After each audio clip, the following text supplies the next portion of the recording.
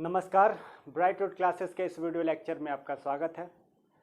पिछले video lecture में हमने रिफ्लेक्शन ऑफ लाइट पढ़ा था। रिफ्लेक्शन ऑफ लाइट का हर कॉन्सेप्ट, हर टॉपिक हमने डील किया था, जाना था, समझा था। इस वीडियो लेक्चर में हम लोग न्यूमेरिकल्स पढ़ने वाले हैं।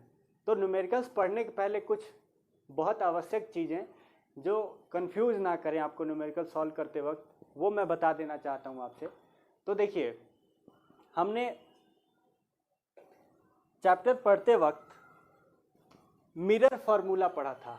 तो मिरर फार्मूला पहला क्या है कि 1/v + 1/(1/f) क्या बताता है कि मिरर फार्मूला हमारा बताता है relation between distance of object, distance of image formed and the focal length of the mirror. यानी मिरर फार्मूला से हमें डिस्टेंस ऑफ क्या कहते हैं, जो वस्तु की जो दूरी है, मिरर से वस्तु की दूरी, मिरर से इमेज की दूरी और मिरर का फोकल लेंथ में क्या संबंध है, उस चीज़ को हमने इस फॉर्मूला से देखा था। 1/v + 1/(1/f). तो इसमें हम जानते हैं कि v को कैसे, v का मतलब क्या होता है, ये v है, इसका क्या मतलब होता है। तो जब भी क्वेश्चन में आपको दिया रहे कि डिस्टेंस ऑफ इमेज, यानी इमेज की जो दूरी है या इमेज जो है हमारे मिरर से कितना दूर बन रहा है, तो उस चीज़ को हम लोग कैसे डिनोट करेंगे, उस चीज़ को हम लोग v से डिनोट करेंगे। मान लिया कि कह रहा है कि इमेज की जो दूरी है वो मिरर से 10 सेंटीमीटर की दूरी पे बन रही है, तो हम लोग क्या लिखेंगे, v = -10 सेंटीमीटर और +10 सेंटीमीटर, डिपेंडिंग अपॉन कि मिरर कौन सा है। अगर मिरर कॉनकेव मिरर है तो उसमें अगर रियल इमेज बनता है तो माइनस में रखेंगे v का वैल्यू, और अगर वास्तविक ना बन के आभासी इमेज बन रहा है तो उसका हम लोग प्लस में रखेंगे, ठीक। और u का मतलब क्या होता है कि ऑब्जेक्ट डिस्टेंस। ऑब्जेक्ट डिस्टेंस यानी मिरर के सामने ऑब्जेक्ट कितनी दूरी पे रखा है, उस चीज़ को हम लोग u से डिनोट करते हैं, ठीक। और u का वैल्यू हमेशा माइनस में होता है, चाहे वो मिरर कॉनकेव हो या कॉन्वेक्स हो, ठीक। क्योंकि मिरर के सामने हम रखते हैं और सामने रखे हुए जो रखते हैं उसका डिस्टेंस हम लोग माइनस में लेते हैं, ठीक। और फोकल लेंथ के बारे में हम जानते ही हैं कि मिरर का जो फोकल लेंथ, कॉनकेव मिरर का फोकल लेंथ हमेशा क्या होगा, निगेटिव में होगा, और कॉन्वेक्स मिरर का जो फोकल लेंथ होगा वो हमेशा पॉजिटिव में होगा।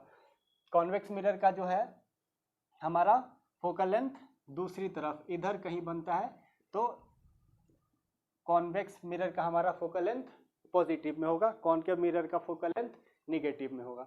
तो ये फार्मूला क्या बताता है, relation between focal length, distance of object and distance of image. Numericals में ऐसा होगा कि आपको इनमें से दो चीज़ें जरूर दी हुई होंगी, ये दोनों चीज़ें दी हुई हो सकती हैं, ये दोनों चीज़ें दी हुई हो सकती हैं, ये दोनों चीज़ें दी हो सकती हैं, यानी दो का वैल्यू दिया रहेगा जिससे हम तीसरे का वैल्यू फाइंड आउट कर लेंगे, ठीक। फिर हमें दूसरी चीज़ क्या देखनी होगी कि कभी कभी क्या होगा कि radius of focus of the mirror ना बोल के रेडियस ऑफ द कर्वेचर बता दिया जाएगा। रेडियस ऑफ कर्वेचर और फोकल लेंथ के बीच हमारा क्या संबंध होता है, उस चीज़ को समझ ले, जिससे क्वेश्चन में अगर आए तो समझने में आसानी होगी।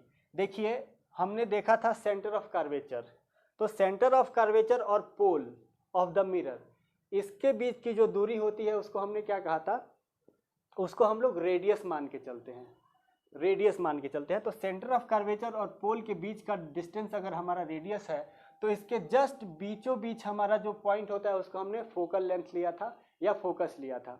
तो हम देख रहे हैं कि ये जो डिस्टेंस है और यहाँ से यहाँ का डिस्टेंस और यहाँ से यहाँ का डिस्टेंस बराबर है, और यहाँ से यहाँ का डिस्टेंस मिलके क्या बन रहा है, रेडियस ऑफ कर्वेचर बन रहा है। तो कहने से क्या मतलब होगा कि रेडियस ऑफ कर्वेचर का वैल्यू अगर दिया हो, अगर हमें फोकल लेंथ निकालना हो, तो हम लोग क्या करेंगे, रेडियस ऑफ कर्वेचर को 2 से डिवाइड कर देंगे। इस चीज़ को हम लोग कैसे लिख सकते हैं, r = 2f, यानी रेडियस ऑफ कर्वेचर का जो वैल्यू होगा वो फोकल लेंथ के दुगुना होगा।